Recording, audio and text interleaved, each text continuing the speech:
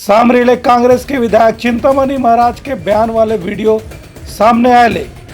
Party के बीच में अंदरूनी कला और टिकट ले लेके विवाद बढ़े के आशंका घलो आवे। कल कुछ लोगों के विरोध के बाद क्षेत्र में काफी लोग दुखी हैं। इतना अच्छा काम करने वाला विधायक का इस तरह से शिकायत करना उचित नहीं है और सब परेशान हैं कि अगर इनको टिकट नहीं मिला तो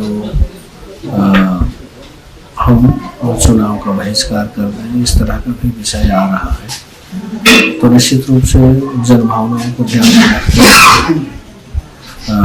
आगे टिकट वितरण को ध्यान में रखना चाहिए, ऐसा मुझे लगता है। और टिकट मिलेगा तो निश्चित रूप से मैं 202% गारंटी दे सकता हूं कि हम विजयी होकर के सामरी विधानसभा का जो सीट है वो सरकार बनाने में सहयोग करेंगे।